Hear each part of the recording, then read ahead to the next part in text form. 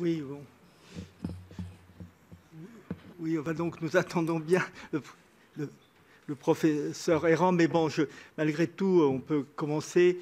Alors, monsieur le vice-président de la Cour de justice de l'Union européenne, mesdames les représentants des barreaux, puisqu'apparemment je n'ai vu que des avocates, je m'en excuse.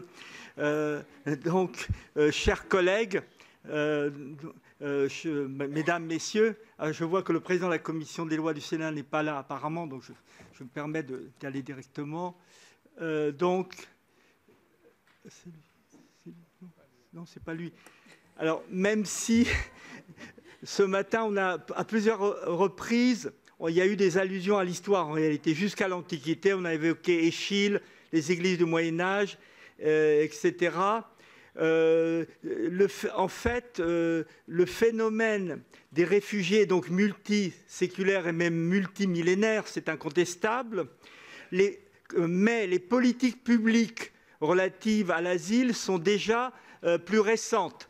Je dis bien les politiques publiques, je n'ai pas encore parlé de droit d'asile.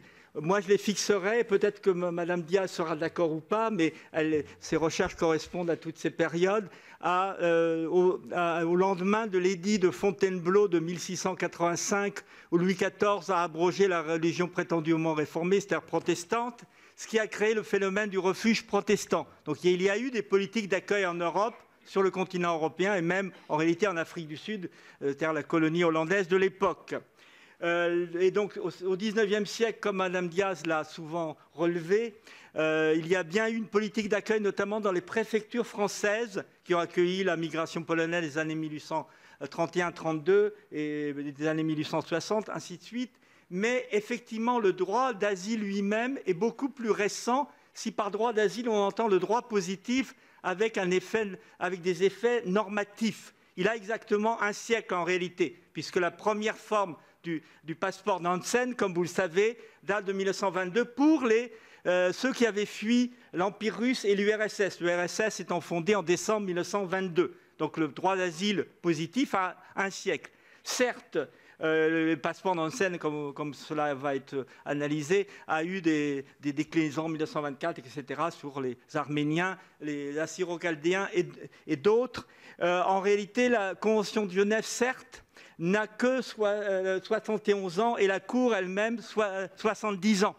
Alors, effectivement, là, il y a un clivage, mais lorsqu'on a fondé le droit d'asile, que ce soit en 1922 ou lorsqu'on l'a refondé dans les années 1945-1951, on croyait que c'était un épisode provisoire, que l'histoire allait clore, que c'était des après-guerre mondiale si on veut, mais qui se terminerait par en quelque sorte, une fin et un rétablissement de la normalité qui serait la protection nationale, qui permettrait de mettre fin à la protection internationale. Donc mais ça ne s'est pas, on le voit notamment dans la clause rationnée temporis, puisque la Convention de Genève était limitée au 1er janvier 1951. Mais la réalité a... Bonjour, monsieur le professeur, a démenti cet espoir de conclure, en quelque sorte, de mettre fin les parenthèses, et le droit d'asile est devenu permanent, en tout état de cause, par le protocole de New York du 31 janvier 1967. Et c'est l'idée de départ, en quelque sorte, de cette table ronde, même si elle n'est pas ronde, c'est de voir qu'on a le passage, effectivement, de tentatives de droit d'asile qui se percevaient comme temporaires, voire tout ce que j'ai dit, les travaux préparatoire à la Convention de Genève, à un droit qui est devenu permanent. Alors, pour étudier ce passage, en quelque sorte, de ce qui semblait temporaire à ce qui est devenu durable, je ne dirais pas éternel, mais durable, donc nous avons trois invités de très haut niveau et spécialisés. Madame Delphine Diaz, qui est spécialiste de l'histoire du droit d'asile, notamment au XIXe siècle, mais pas seulement, puisque sa dernière publication est une synthèse plus générale.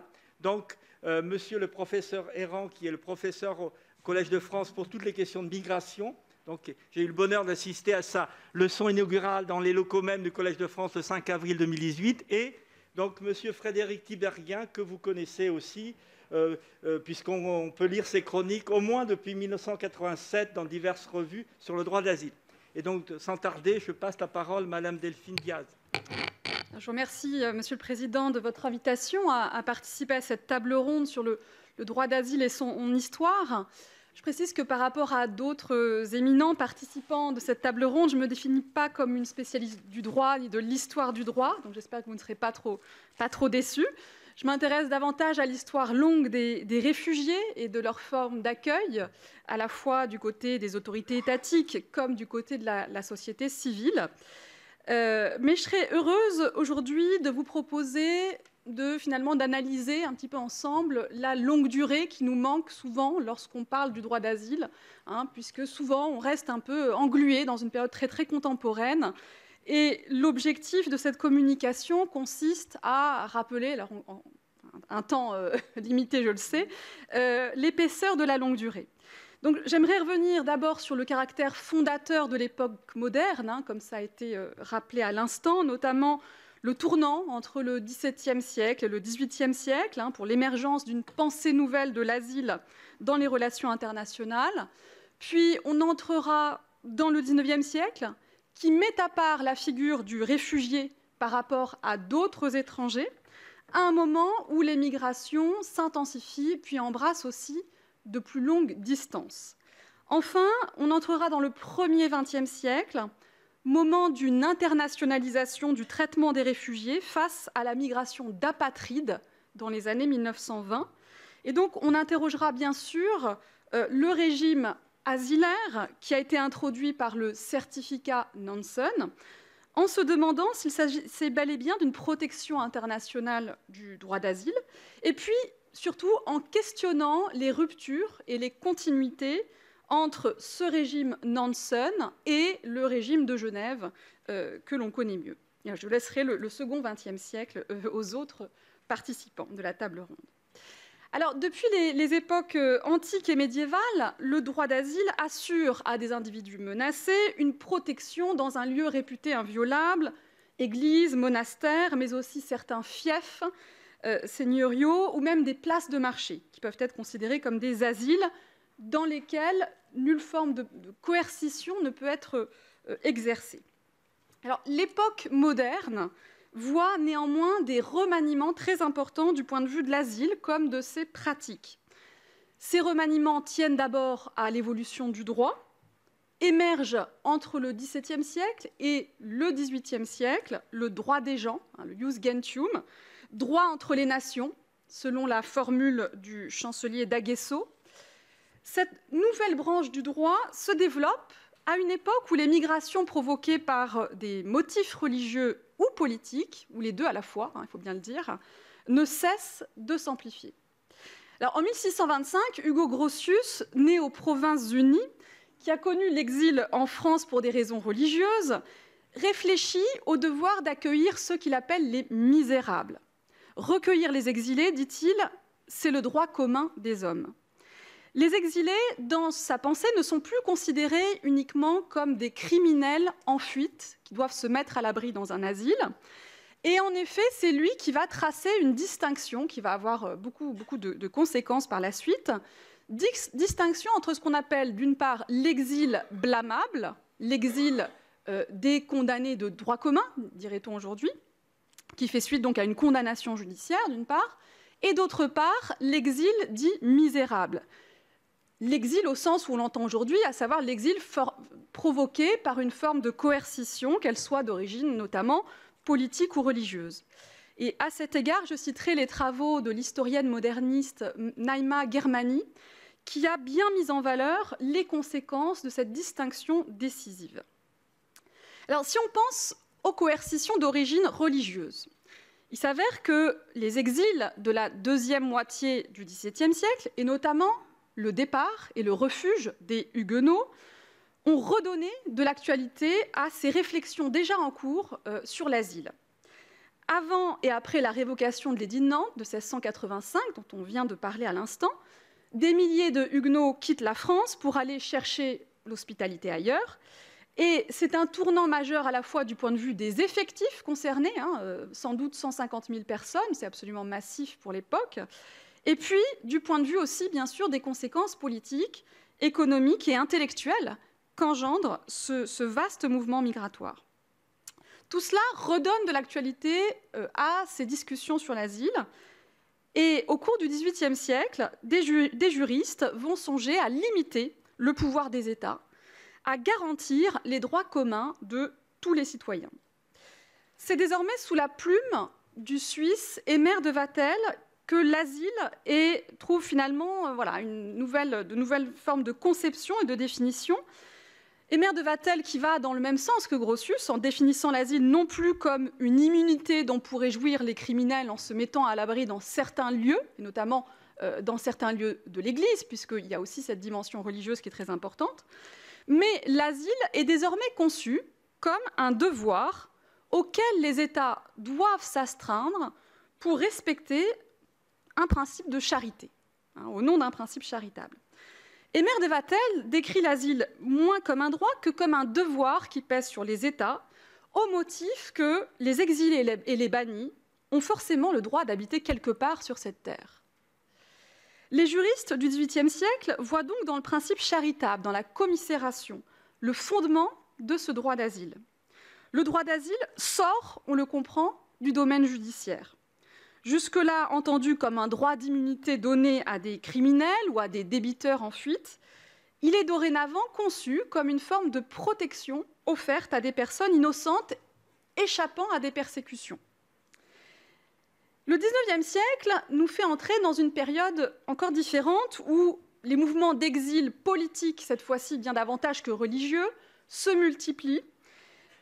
Exil qui ont notamment pour but de protester contre l'ordre international figé par le Congrès de Vienne. Mais à cette époque-là, il n'y a pas encore de droit international de l'asile au sens propre. Cela signifie que les États sont toujours libres, parfaitement libres d'accueillir les étrangers, d'expulser ceux dont la présence est jugée gênante ou dérangeante. Et d'ailleurs, la pratique de l'expulsion est de plus en plus encadrée par le droit, comme c'est le cas en France, où en fait c'est une loi sur les passeports de 1797, donc sous le Directoire, qui définit l'expulsion comme une mesure administrative, tandis que dans d'autres pays européens, l'expulsion pourra prendre la forme d'une mesure judiciaire. Et en France, donc, elle se construit avec cette fin du XVIIIe siècle comme une mesure administrative qui repose sur le critère central et très très labile de la tranquillité publique, dont on peut faire finalement un petit peu quand même ce qu'on veut. Outre l'encadrement de l'expulsion, mesure administrative, l'un des grands changements apportés par la première moitié du XIXe siècle, c'est la signature progressive de conventions d'extradition bilatérales entre les États européens. Ça s'intensifie à partir des années 1820-1830. Et c'est le moment où donc les États se mettent d'accord sur l'idée de livrer des criminels de droit commun et réciproquement. Néanmoins, ceux que l'on appelle alors déjà de plus en plus communément les réfugiés sont exclus du champ de ces conventions bilatérales, de ces premiers traités d'extradition. Et tout cela contribue bien sûr à dessiner aussi une frontière entre les réfugiés politiques et les condamnés de droit commun. On retrouve d'ailleurs des échos avec ce qui a été dit dans la dernière table ronde de la matinée. Alors en France, c'est avec la monarchie de Juillet que s'est posée cette question de la non-extradition des réfugiés venus trouver asile en France sous la contrainte. Alors qu'à la fin de la Restauration, Jules de Polignac, ministre de Charles X, n'avait pas hésité à livrer à Naples un exilé Carbonaro, traité dans son pays comme un condamné de droit commun, alors que c'était un exilé politique, Antonio Galotti. Le nouveau régime, issu de la Révolution de 1830, veut marquer sa différence. En 1841, une circulaire du ministère de l'Intérieur affirme « Depuis 1830, la France maintient le principe que l'extradition ne doit pas avoir lieu pour faits politiques. » Dans d'autres pays, cette volonté de ne jamais extrader les réfugiés va même être confirmée par des lois. C'est le cas, par exemple, au Royaume-Uni, où en 1870 est adopté un Extradition Act qui pose cette distinction essentielle entre les condamnés de droit commun et les réfugiés politiques. Mais pour autant, il n'y a pas encore à cette époque de droit d'asile au sens propre. Les États restent parfaitement souverains du point de vue du droit d'accueillir ou non des exilés politiques. En France, la première loi sur les réfugiés, qui date de 1832, toujours au début de la monarchie de Juillet, qui est vraiment voilà, un moment essentiel dans la définition de toutes ces politiques. Cette loi sur les réfugiés ne confère pas de droit particulier à ceux qu'elle qualifie de réfugiés. Elle les oblige à un certain nombre de choses, en particulier le fait que qui est réfugié, qui est considéré comme réfugié, n'a pas le droit d'aller librement dans les grandes agglomérations françaises, et en particulier à Paris, étant donné les risques politiques majeurs que cette présence des réfugiés suscite du côté du gouvernement. Et puis, donc, ces réfugiés ont davantage d'obligations que les autres étrangers. Ils se soumettent aux pratiques d'assignation à résidence. En contrepartie, certes, ils touchent des subsides, des secours du ministère de l'Intérieur, ce qui n'est absolument pas le cas, en revanche, de l'autre côté de la Manche. Au Royaume-Uni, les réfugiés sont libres de s'installer où ils veulent, mais ils sont aussi libres de mourir de faim, comme disait un socialiste français en exil à cette époque, à Londres. Alors, tout au long du XIXe siècle, le droit d'asile reste donc appliqué à un niveau national et non international.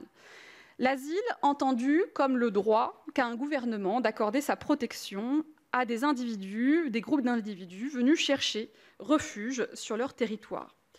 Quand des juristes tentent de défendre l'idée que les États auraient des devoirs en matière de refuge, on leur rétorque en général la notion de souveraineté nationale tout au long du XIXe siècle. Le changement majeur vient donc avec le premier XXe siècle et avec l'internationalisation de la prise en charge des réfugiés.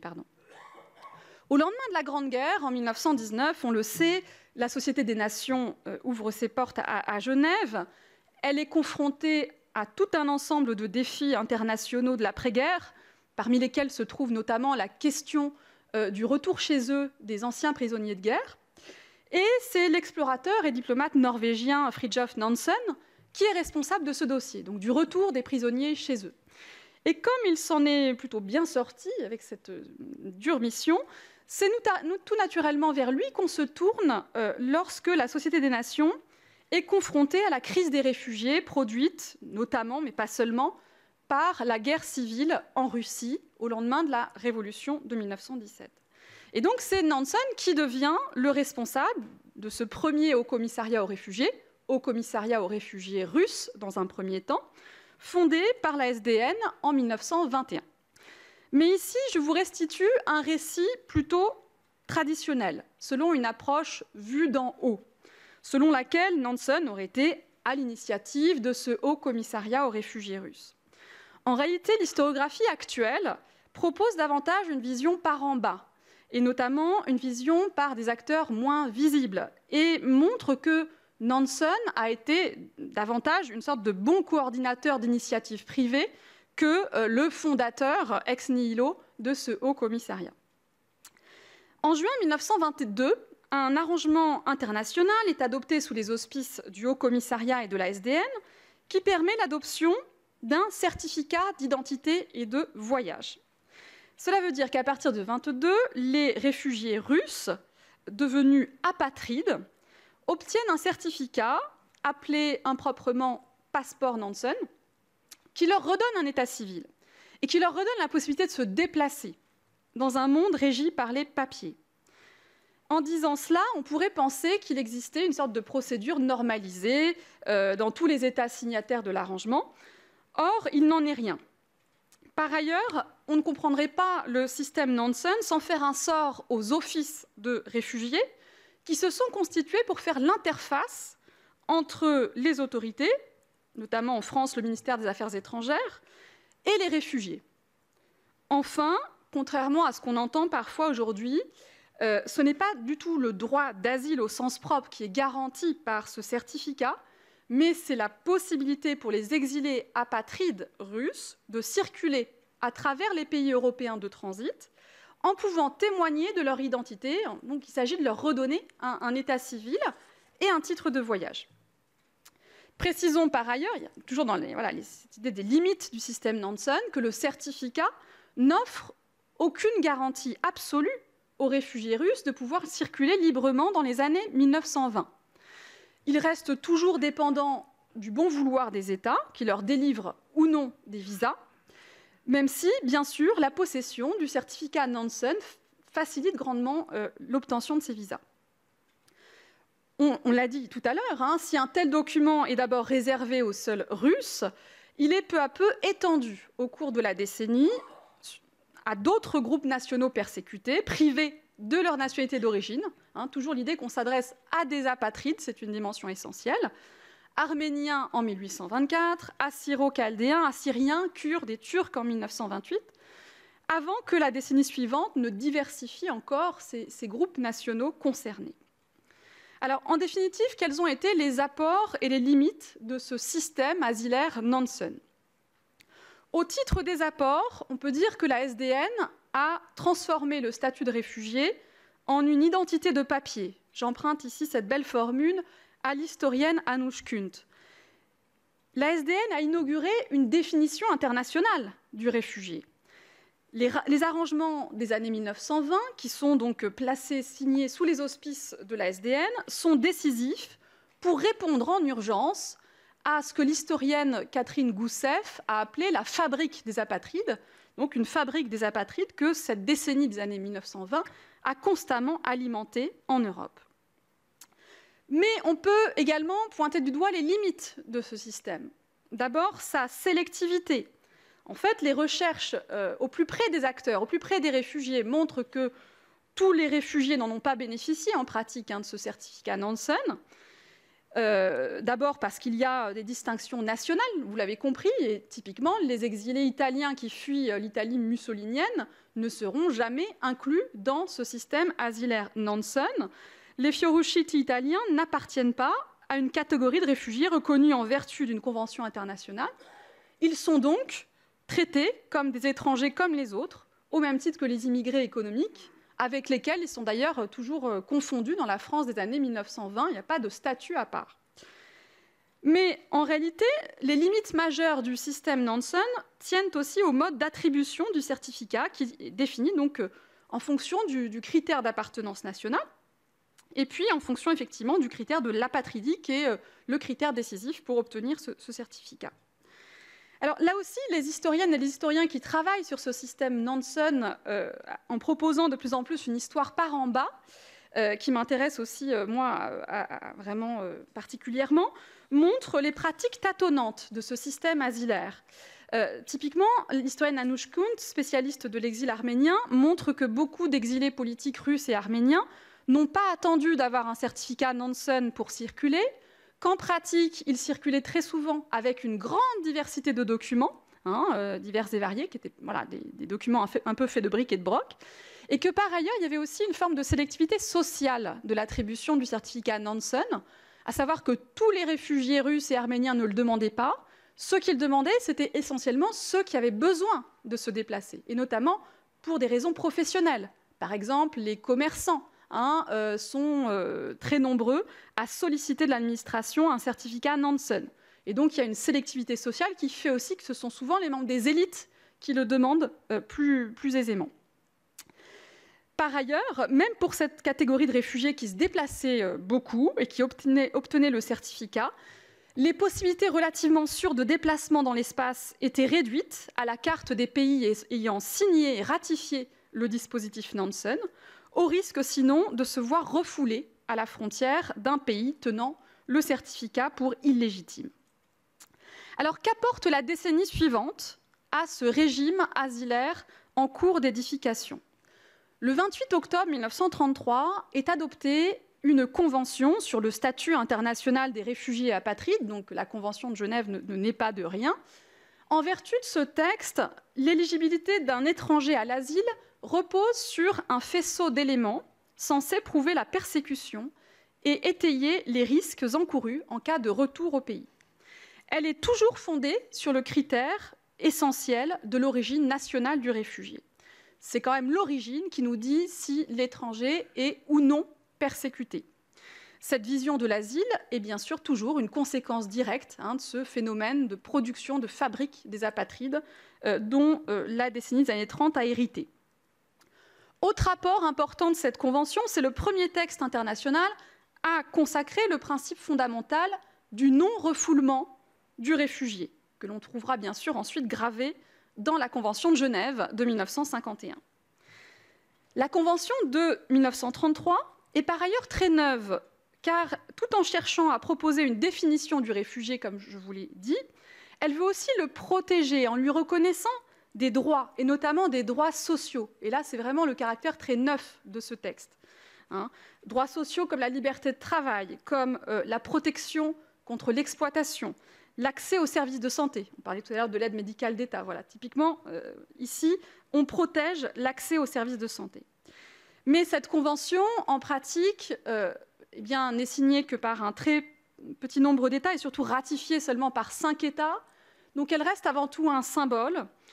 Et puis, même pour ceux qui l'ont ratifiée, en effet, elle est dépourvue de caractère véritablement contraignant et a essentiellement valeur de recommandation. Mais malgré tout, ce n'est pas parce qu'un texte reste symbolique qu'il ne compte pas dans notre paysage. Outre ce texte de portée générale, la décennie 1930, qui voit la crise des réfugiés s'aggraver en Europe, bien sûr notamment avec le nazisme, voit d'autres groupes nationaux peu à peu intégrés au régime asilaire, en particulier les réfugiés allemands, par exemple, donc auquel s'applique un arrangement signé en 1936. Mais là encore, ça reste un arrangement qui est en pratique assez peu protecteur, puisque les réfugiés allemands qui détiennent le certificat peuvent être très souvent en réalité expulsés d'un pays à l'autre. Et la Convention elle-même n'est signée que par un tout petit nombre d'États, 7 pays. Et par ailleurs, enfin, elle n'a guère le temps, de toute façon, de produire des effets concrets avant le déclenchement de la guerre. Avec l'entrée dans la Seconde Guerre mondiale, après même la disparition de l'Office international Nansen, les certificats Nansen continuent en réalité d'être émis.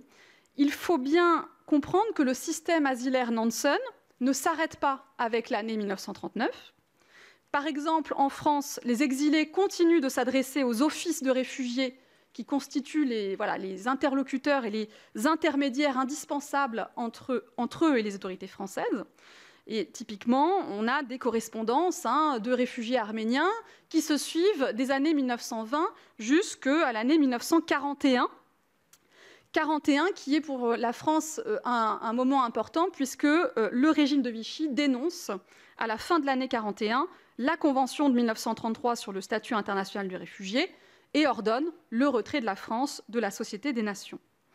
Dans le cas de la France, un terme est mis à l'activité de l'ensemble de ces offices Nansen, qui cessent de fonctionner l'année suivante, en 1942, mais est créé un bureau chargé des intérêts des apatrides, structure sur laquelle des recherches sont encore aujourd'hui en cours, et recherches qui montrent, on peut le dire d'emblée, qu'en pratique, les agents des offices Nansen y ont poursuivi en réalité leur mission auprès des réfugiés. Même au-delà de la Seconde Guerre mondiale, le système asilaire Nansen a aussi des résonances. La dénomination même de certificat Nansen est supprimée après la Seconde Guerre mondiale, mais en pratique, dans le langage administratif, on continue de parler de passeport Nansen. De manière plus officielle, on parle dans le vocabulaire administratif de titre de voyage. Et ici, les recherches d'Aline Angusture, qui est présente ici dans la salle, sur les asilés espagnols, devenus ensuite les réfugiés espagnols, montrent précisément la transition entre ce système Nansen et le système de Genève. Elle montre bien comment, à la fin de la Seconde Guerre mondiale, il y a encore 100 000 Espagnols sur le sol français, 100 000 réfugiés espagnols de la guerre civile, qui n'avaient pas obtenu, tout comme les exilés antifascistes italiens, qui n'avaient pas obtenu de reconnaissance de leur statut asilaire, qui n'avaient pas obtenu de certificat Nansen, et qui vont obtenir, en 1945, grâce au gouvernement provisoire de la République française, des certificats qui, en quelque sorte, s'inspirent totalement du système Nansen, et qui également sont attribués par un office, l'Office central des réfugiés espagnols, qui fait l'intermédiaire entre la France et les très nombreux Espagnols encore présents sur le sol français. Donc, en définitive, ce regard porté sur une histoire longue de l'histoire de l'asile en Europe invite à mettre en valeur de grands moments où les réfugiés ont été distingués d'autres figures de migrants, pour reprendre un vocabulaire anachronique, ou on disait plutôt au XIXe siècle des migrants, de manière plus fréquente et plus courante. Tournant du XVIIe et du XVIIIe siècle, où s'élabore le droit des gens, où s'affirme la volonté de protéger cet exil misérable qui est le résultat de persécutions. XIXe siècle, qui voit s'élaborer des législations sur les réfugiés et des conventions bilatérales sur l'extradition. Et enfin, premier XXe siècle, qui est marqué par l'internationalisation tâtonnante de ce régime asilaire. Alors, concernant le passage du système Nansen au système de la Convention de Genève, qui s'élabore en 1950-51 dans un contexte de guerre froide, on a souvent mis l'accent sur la différence entre les deux définitions du réfugié. D'une part, une définition du réfugié par le critère national, celle du système Nansen, comme je vous l'ai présenté, et puis, d'autre part, une définition en vertu du critère de la persécution individuelle dans le second système. L'autre différence essentielle des deux systèmes tient aussi au fait que, par rapport aux années 1920-1930, ce n'est plus le critère de l'apatridie, qui est la perte de la nationalité, qui est décisif pour l'attribution de ce statut de réfugié. Il y a donc bien eu des ruptures fortes introduites dans l'appréhension juridique internationale du droit d'asile. Néanmoins, il existe aussi entre ces deux systèmes asilaires des formes évidentes de continuité, et je m'en tiendrai à cela. D'une part, du point de vue de la façon dont le statut de réfugié est reconnu. Dans la jurisprudence après mai 1951, l'appartenance nationale est restée en réalité un critère longtemps prédominant, et à cet égard, les travaux de Karen Akoka sur l'OFPRA sont très éclairants. Et puis, d'autre part, il y a aussi une permanence du personnel administratif entre ces deux systèmes asilaires qui montre que l'on a tout intérêt à comprendre mieux cette transition, finalement plus douce qu'on ne le pensait, entre l'ère Nansen et l'ère Genève. Et je m'arrêterai là. Merci de votre attention.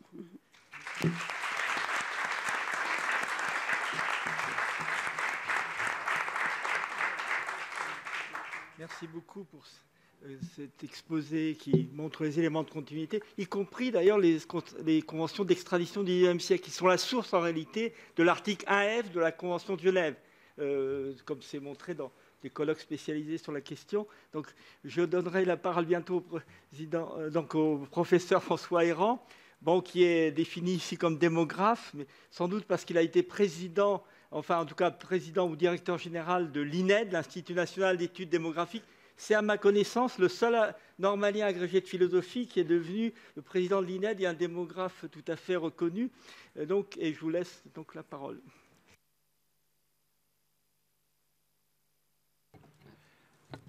Merci beaucoup pour cette invitation. C'est difficile de prendre, plutôt que je suis enroué en ce moment, de prendre la parole après l'exposé aussi bien structuré de Delphine Diaz, que je connais de longue date, puisque je l'avais repérée à l'Agence nationale de la recherche quand elle avait présenté son premier projet sur Exil Europe, qui était un élargissement de sa recherche sur les exilés français, mais un élargissement à toute l'Europe. Et nous avions été absolument éblouis par ce projet. Et c'est depuis cette époque-là que je connais Delphine. Et elle est affiliée à l'Institut Convergence Migration, que j'ai l'honneur d'avoir fondé et que je préside encore. Je voulais, pour ma part, effectivement, parler de la période actuelle. Je vais le faire sans mon outil habituel qui sont les graphiques, parce que je suis très graphomane et je vais essayer de m'en tirer sans mes graphiques, sans mes chiffres. Et je voudrais attirer votre attention sur un paradoxe assez étrange qui peut concerner la CNDA, qui est le fait que la France, finalement, ne prend pas sa part, très très peu, dans l'accueil des Syriens, des Irakiens, même des Afghans, et aussi étrange que cela puisse paraître, des Ukrainiens, malgré tous les efforts qui ont été accomplis récemment. Au fond, qu'est-ce que ça signifie prendre sa part? Le président Macron, le lendemain du jour où la Russie agressait l'Ukraine, en sa qualité de président du Conseil européen, s'est écrié qu'il fallait que les pays de l'Europe, de l'Union européenne, prennent leur part et qu'ils le fassent de façon coordonnée, de façon solidaire. Ce sont ses propres termes. Et le fait est qu'il y a eu une coordination, il y a eu une solidarité, puisque la décision d'appliquer la protection temporaire aux Ukrainiens qui se présentaient dans les pays de l'Union européenne a bien été prise d'un commun accord et s'est appliquée très très rapidement. Le président Macron a annoncé que la France entendait délivrer au moins 100 000 autorisations, 100 000 protections temporaires, et effectivement, au mois d'août, ce chiffre a été atteint, et donc je dirais que la mission a été remplie. C'est une situation assez étrange parce que, sans être demandeurs d'asile, les intéressés ont pu bénéficier de l'aide de l'ADA, de l'aide accordée aux demandeurs d'asile, et c'est l'OFII qui a été chargé donc de délivrer cette aide, avec évidemment une mobilisation qui a été très importante, puisque en l'espace de quelques semaines, quelques mois, ces 100 000 autorisations ont été délivrées. Maintenant, quand on dit que la France doit prendre sa part, vous savez, on fait toujours une petite référence à la fameuse phrase de Michel Rocard, la France ne peut pas accueillir toute la misère du monde, mais elle doit en prendre sa part. Alors il faut savoir, vous le savez sans doute, que la phrase initialement prononcée par Michel Rocard, c'était « la France ne peut pas accueillir toute la misère du monde ». C'était en 1989, c'était quelques semaines après l'affaire du foulard de Creil, dans un contexte assez particulier, à la télévision, à l'Assemblée nationale, dans également une réunion de députés socialistes d'origine africaine. Il a parfaitement développé ce premier thème, et c'est seulement 7 ans après, dans une tribune du Monde, qu'il a ajouté l'autre membre de phrase, mais elle doit en prendre sa part. Il s'agit d'un repentir, comme disent les peintres, après 7 ans de réflexion. Et c'est très, très curieux, parce que, par exemple, en 2018, dans les débats sur la loi Collomb, à un certain moment, un député de la majorité de l'époque s'écrie « La France ne peut pas accueillir toute la misère du monde », et tous les députés socialistes, comme un seul homme, ont crié « Mais elle doit en prendre sa part », en ignorant que cette phrase, en réalité, avait été rajoutée très, très tardivement à la formule initiale. Mais alors, qu'est-ce que ça signifierait prendre sa part? Il n'y a pas 36 critères. Il faut tenir compte des capacités d'accueil, mais je dirais les capacités d'accueil structurelles, les capacités de base.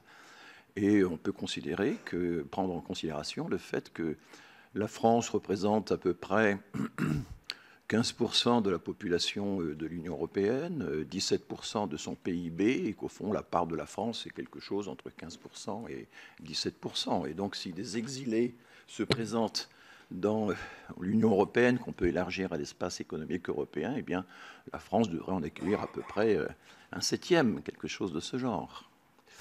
Qu'a-t-on fait en réalité?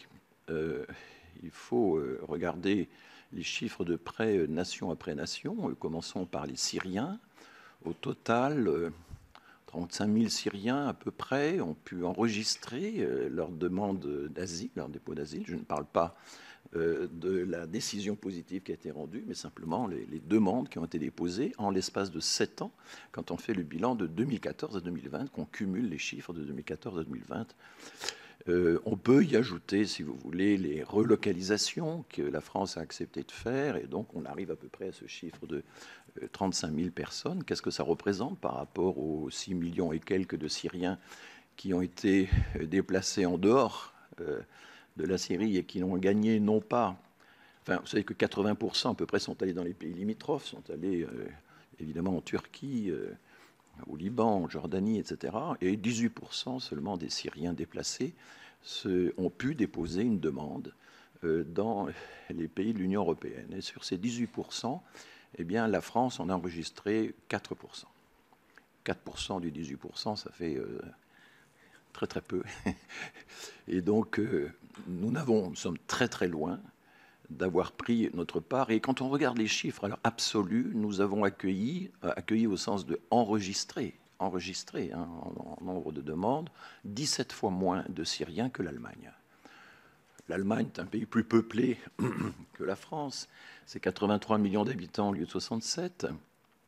Donc, si on veut ramener les chiffres de l'Allemagne aux proportions de la France, le ratio de 1 à 17 devient un ratio de 1 à 14. Enfin, vous voyez que ça ne modifie pas radicalement le diagnostic. Ça, c'est pour les Syriens. Quand on regarde les Irakiens, les chiffres absolus sont encore plus faibles, mais on retrouve la même proportion d'à peu près 4% des Irakiens qui ont réussi à déposer une demande dans l'Union européenne et qui ont pu le faire en France.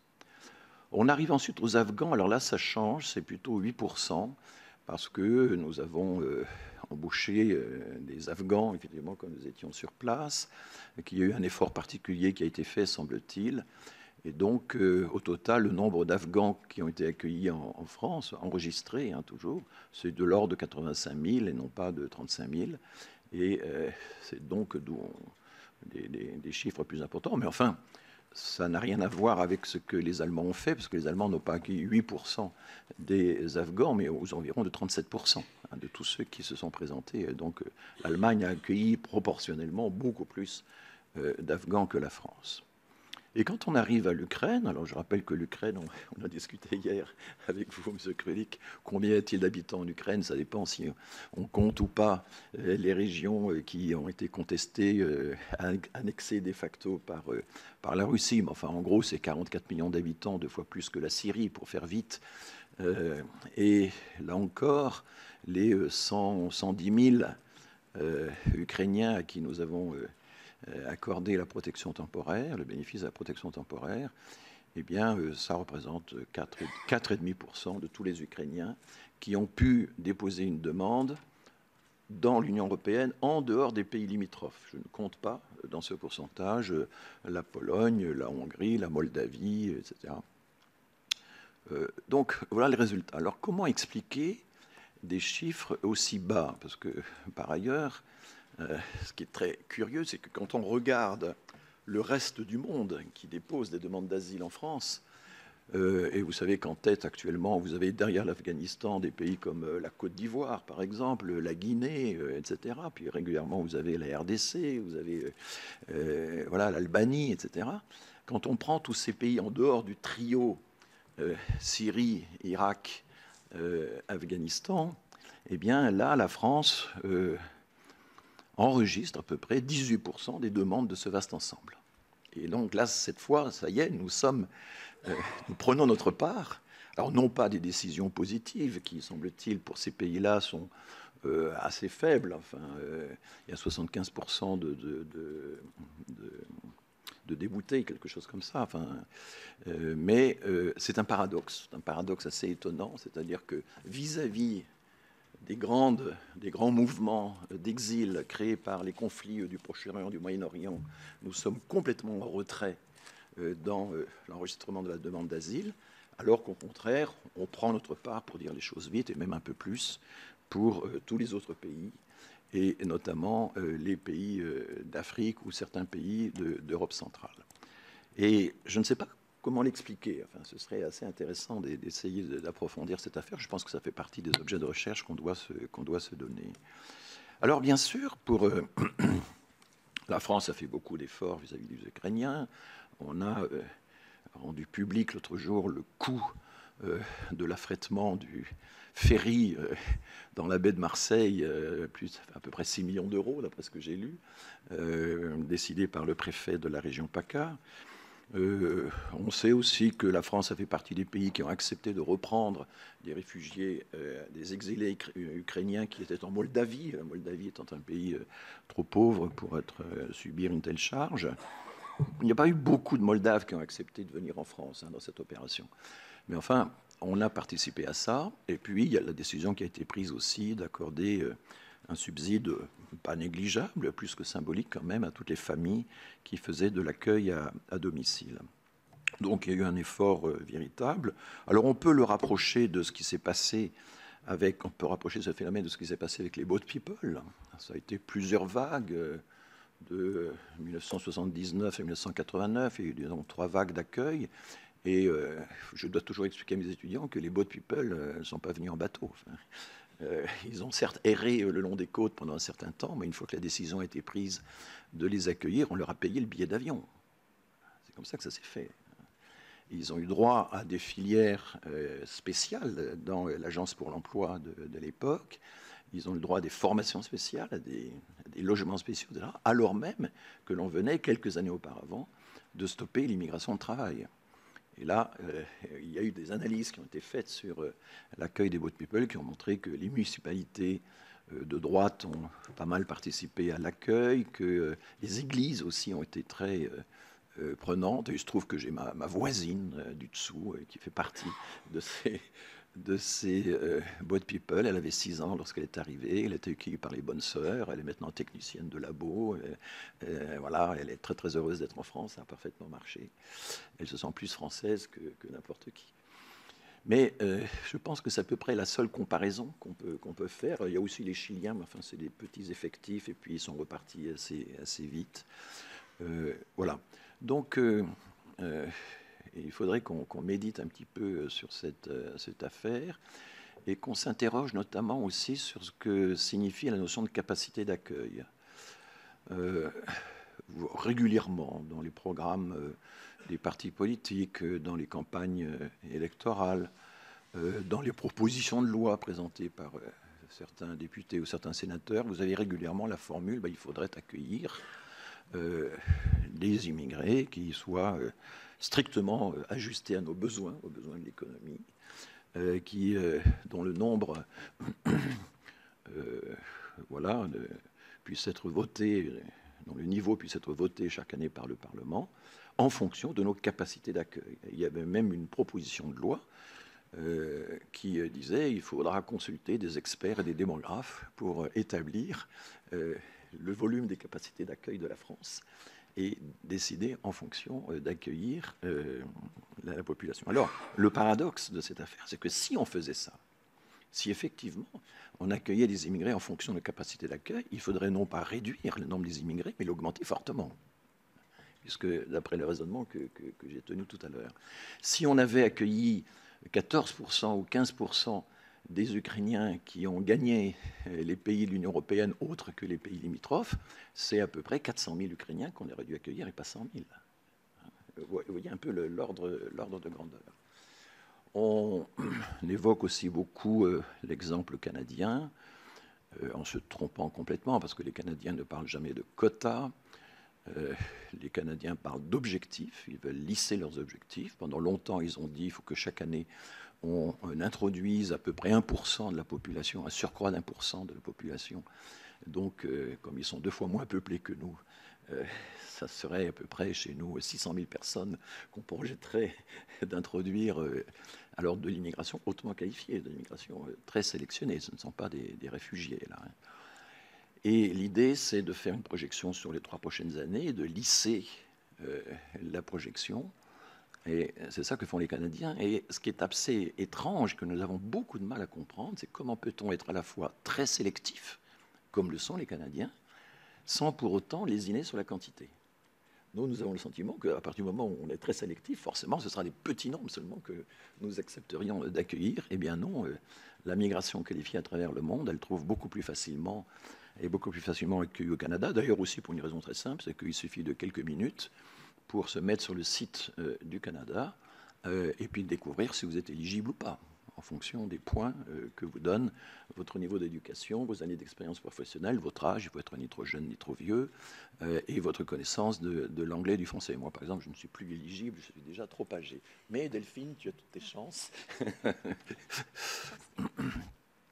Donc, voilà. Alors, je pense qu'il faut distinguer 2 notions des capacités d'accueil. Il y a des capacités d'accueil structurelles, qui sont celles que j'ai déjà évoquées, à proportion de la population d'un pays, de sa richesse par habitant, peut-être aussi de l'étendue de son territoire. Et on voit que la France a une certaine capacité, avec son vaste territoire, à répartir, à distribuer les migrants dans toutes les strates géographiques du pays. Et c'est un problème qui est déjà se posait au XIXe siècle. Dans le livre de Delphine, on lit... il y a des débats absolument passionnants pour savoir s'il faut une politique de dispersion ou de concentration. Et je me souviens de l'exemple de Rouen. Est-ce qu'il faut mettre tous les réfugiés politiques dans une même caserne à Rouen? Mais là, on peut donc les surveiller très aisément, mais le fait qu'ils soient ensemble, ça les rend un peu plus remuants. Ou est-ce qu'il faut les répartir, ce qui sera fait finalement à Saint-Lô, à 40 ans, enfin dans des petites villes du Cotentin. Mais alors à ce moment-là, ils s'échappent. Alors je ne sais plus quel est le nom qui est utilisé, mais l'OFII actuellement calcule un taux d'évaporation des personnes qui sont envoyées dans les CADA et qu'on ne retrouve plus au bout de 2 mois ou 3 mois, je ne sais plus comment est calculé le taux. Et au 19e siècle, c'est pareil, il y avait aussi une statistique, ça s'appelait des taux de fuite ou de... Non, c'était quoi? Il y avait un terme. Oui, il y a un terme, effectivement, ils ne sont voilà. plus recensés dans les dépôts. Et voilà. Donc, mais tu as un terme aussi poétique qu'évaporation. C'est dommage que je ne me souvienne pas. Donc c'est assez étonnant de voir que la politique de dispersion a été se posait dans des termes assez semblables. Il y a donc évidemment les capacités, le second type de capacité, ce sont des capacités d'accueil qui sont politiquement et socialement définies. C'est le nombre de places d'hébergement que vous décidez de créer ou pas. C'est également quand vous regardez les lois de finances de tous les pays européens, quels sont les moyens qui sont affectés au traitement de la demande d'asile, par exemple. Pendant longtemps, l'Espagne était à un niveau très très bas. Il y avait 135 personnes en tout et pour tout dans le pays, jusqu'à une époque encore assez récente, pour traiter l'ensemble de la demande d'asile en Espagne. Il y avait des files d'attente considérables. Les journaux en avaient fait un scandale. Le ministre de l'Intérieur a déclaré qu'il allait doubler les effectifs. Et au même moment, en France, quand on additionnait la partie de l'OFII qui s'en occupe, l'OFPRA et la CNDA, on arrivait plutôt à 1600 personnes, enfin autant que je me souvienne. En Allemagne, c'était de l'ordre de 3000. Donc les moyens qui sont affectés au traitement de la demande d'asile font partie de la politique migratoire, font partie des capacités d'accueil qu'on décide de se créer ou pas.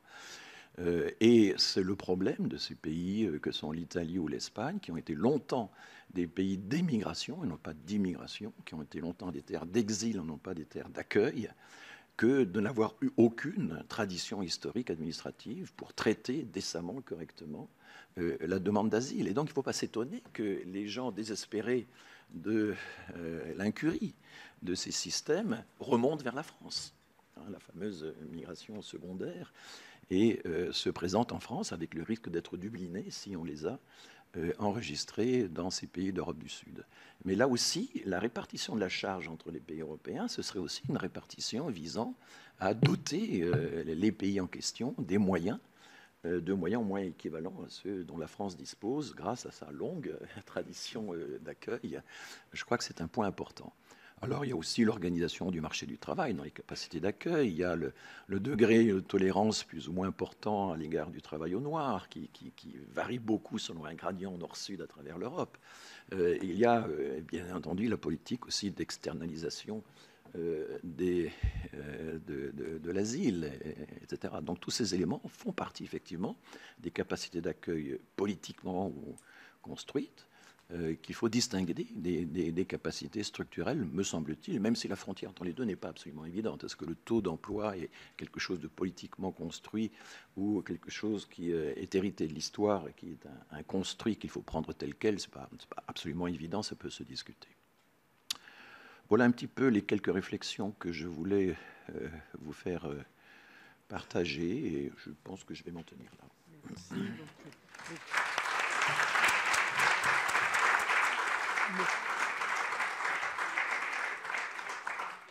Donc, Monsieur Frédéric Tiberghien, vous êtes le prochain. Merci. Alors, l'intitulé de cette table ronde m'a d'abord plongé dans une grande perplexité, car j'ai commencé par me demander ce que c'était qu'un droit permanent, parce que pour parler avec un point de vue de juriste sur ce sujet, donc je propose 3 ou 4 critères en fonction desquels ensuite je vais revenir. Donc, premièrement, un droit permanent, c'est à mon sens un droit universel qui est délimité, qui est simple, qui est prévisible, qui est stable, pour qu'il soit facilement intelligible par ceux auxquels il est destiné. Deuxièmement, il faut que ce soit un droit facile d'accès pour les intéressés. Troisièmement, il faut que ce soit un droit reconnu par des institutions robustes au terme d'une procédure équitable. Et enfin, un droit dont le respect est contrôlé par des juges ou des acteurs de la société civile. Donc je reviendrai sur ces 4 points. Alors avant, je voudrais livrer 1 ou 2 réflexions sur pourquoi est-ce que cette question se pose en matière d'asile. Je fais très vite parce que ça a été déjà amplement développé ce matin et aujourd'hui, enfin, dans cette table ronde. J'y vois 4 raisons. D'abord parce que la Convention de Genève a été conçue au départ en regardant dans le rétroviseur, c'est-à-dire ce qui s'était passé avant 1951 et dans un seul continent, pour imaginer l'avenir. Ce n'est pas formidable.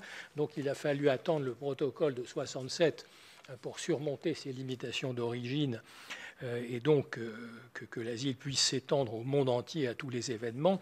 Et je note d'ailleurs le tournant de l'année 79, parce que le comité d'histoire de l'OFPRA, qui est bien représenté ici, fait des publications intéressantes, notamment sur les archives de l'OFPRA, etc. Et va bientôt sortir une étude sur l'année 79, puisque c'est là qu'on a mis la césure dans l'histoire. Et c'est très intéressant de voir que dans son rapport annuel de 79, précisément, l'OFPRA dit qu'il y a un basculement majeur quant à l'origine géographique des réfugiés, puisque le poids de l'Europe recule fortement au profit de l'Asie et de l'Afrique. En 73, sur 150 000 réfugiés en France, 70%, les 50 provenaient pour moitié des pays d'Europe de l'Est et un tiers de l'Espagne, donc 80% des réfugiés étaient d'origine européenne. Quand on se situe en 79, déjà l'Asie représente 70 à 90% des demandeurs, donc un basculement absolument considérable à la fin des années 70. C'est l'effet du protocole de Bellagio, et c'est là où on accueille effectivement les réfugiés du Sud-Est asiatique en très grande quantité. Et donc les faits, quand on regarde les statistiques, commencent par donner raison à ceux qui soutiennent que l'asile est un phénomène provisoire, puisqu'en se fiant aux fiches diffusées par le HCR, qui est la meilleure source, il y avait environ 10 millions de réfugiés dans le monde en 1947 au moment de la partition entre l'Inde et le Pakistan, et ce chiffre tombe à 1 million en 1951 et reste à 2 millions jusqu'en 1960. Donc il n'était pas faux de dire, après la Première Guerre mondiale, c'est un phénomène temporaire. On fait cette convention pour régler les problèmes issus de la Deuxième Guerre mondiale, et de fait, ils se sont résolus et le chiffre est devenu dérisoire jusqu'à la fin des années 60. Alors, deuxième raison pour laquelle ce problème se pose, c'est qu'aussi la Convention de Genève repose aussi sur une hypothèse selon laquelle le statut de réfugié est une situation individuelle provisoire, puisque le statut peut être retiré, on l'a évoqué ce matin, c'est l'article 1er-C, et c'est ainsi qu'on a retiré, par exemple, le statut aux Espagnols pour faire baisser les chiffres. 72% des réfugiés espagnols ont dû retirer le statut entre 78 et 80, donc on a aussi pratiqué des retraits massifs. Et puis aussi, la Convention de Genève prévoit de faciliter l'accès à la nationalité du pays d'accueil pour ceux qui le veulent. Donc on voit bien qu'à travers la Convention, le statut de réfugié est une situation provisoire, puisque la vocation normale d'un réfugié, c'est de retourner dans son pays d'origine dès que la situation le permet. Alors, troisième traduction de cette situation, et je fais l'écho à ce que vient de dire très bien François Héran, c'est donc toutes les institutions de l'asile ont été conçues au départ comme démontables, c'est-à-dire qu'on a bricolé, on a sous-calibré ces institutions, et ceci reste vrai dans toute l'histoire de l'asile en France. Alors, c'est le cas du HCR, puisqu'on a rappelé ce matin que son mandat a été créé en 1950 pour 3 ans.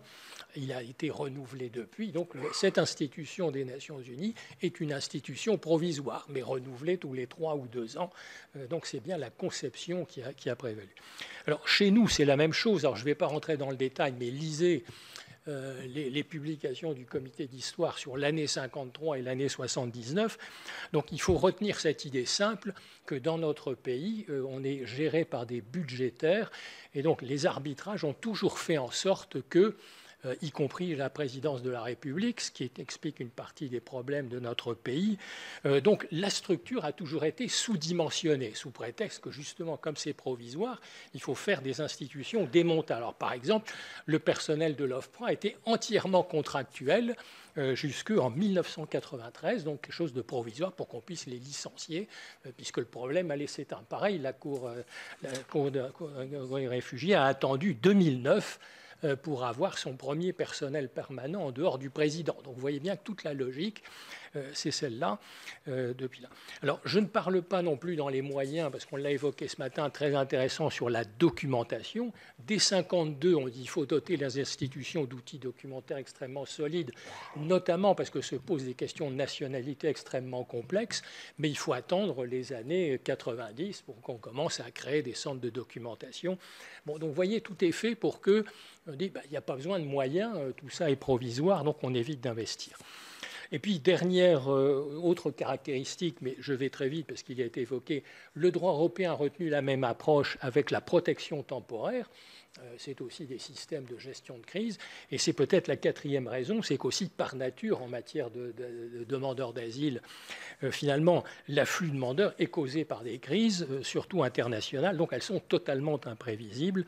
Et donc finalement, la gestion de l'asile et du refuge, c'est une gestion de crise. Donc, autrement dit, structurellement, il y a la crise yougoslave, il y a celle de l'Afrique des Grands Lacs, après les Chiliens, après le Sud-Est asiatique, il y a les Tchétchénies, puis il y a la Syrie, puis l'Ukraine.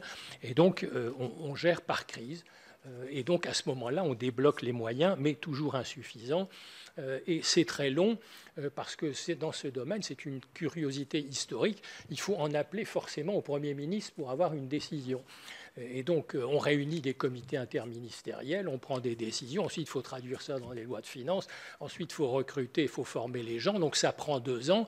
Et donc, on est structurellement en retard parce qu'on calibre toujours au niveau du creux et jamais au niveau du haut de la vague. Donc, il ne faut pas s'étonner quand les politiques se plaignent que la procédure est trop longue. Ce sont des choix constants depuis 1953 et c'est la même histoire qu'on raconte à toutes les crises. Fermez la parenthèse. Alors, remarque suivante, donc, est-ce que c'est un droit permanent au lieu est-ce qu'on a toujours un droit simple, stable et prévisible? La réponse est non, puisque le droit d'asile est devenu d'une complexité inouïe et totalement instable. Donc, je voudrais rappeler que la position de Grépin est d'une clarté formidable, sans équivalent, où on a une coexistence très simple entre une convention internationale, la Convention de Genève, qui fixe les règles de fond pour l'attribution du statut de réfugié, et une loi nationale, la loi de 1952, qui ne traite que des questions de compétences et de procédures qui ne sont pas réglées dans la Convention internationale. Donc une complémentarité, une lisibilité du système qui est parfaite. Alors, tout ça, maintenant, est un passé lointain, car que s'est-il passé dans l'intervalle? Donc il y a des sources internationales du droit qui se sont multipliées. D'abord, le droit européen, avec l'ajout des nouveaux régimes, alors qui ont ajouté à l'éventail de protection la protection subsidiaire, la protection temporaire en cas d'afflux massif. Donc ça comble des trous dans les instruments de protection, mais ils obligent à examiner des demandes sur les plusieurs terrains successifs, ce qui complique aussi la procédure, et on y reviendra plus tard. Alors, si l'apport du droit européen était incontestablement positif, je signale aussi qu'il a restreint la Convention de Genève sur plusieurs aspects qu'on ne peut pas passer sous silence et donc qui compliquent singulièrement l'articulation entre le droit international et le droit national. Donc ma conviction, c'est que le droit européen est légitime pour légiférer dans tous les domaines qui ne sont pas régis par la Convention internationale et harmoniser la situation entre les États membres, notamment depuis qu'il existe un espace Schengen. Donc pour les questions d'accueil, de procédure, tout ça, il est parfaitement légitime. En revanche, pour les conditions de fond qui sont fixées par la Convention de Genève, le droit européen n'a aucune légitimité à vouloir ajouter un droit qui est universel et qui n'est pas régional. Mais en tout cas, donc, voilà. Alors, par ailleurs, on a des conventions internationales sectorielles qui se sont rajoutées à cela, que vous connaissez bien, donc je vais très vite. La Convention d'élimination de toutes les formes de discrimination à l'égard des femmes en 1979, la Convention sur les droits de l'enfant de 1989, la Convention sur les handicapés de 2006, et puis aussi, il faut évoquer toutes celles sur la torture qui ont été mentionnées ce matin. Donc, on a aussi tout un ancrage international dans le droit humanitaire international qui complète cette convention sur des aspects et qui permettent de traiter le cas de situations en minorité ou dites vulnérables qui se sont radditionnées à cette couche initiale. Et donc, c'est donc plus compliqué qu'avant. Alors ensuite, on a les sources internes, de droit interne. Alors, les sources de droit interne sont également complexifiées de manière invraisemblable. Donc on a d'abord une couche constitutionnelle qui est apparue en 1993 avec la reconnaissance par le Conseil constitutionnel du droit d'asile comme un droit de valeur constitutionnelle. Et ensuite, ça a donné lieu à l'article 29 de la loi de 1998. Donc on crée l'asile constitutionnel qui devient en réalité une modalité d'attribution du statut de réfugié, en plus de celui qui résulte de la Convention de Genève et du mandat du HCR.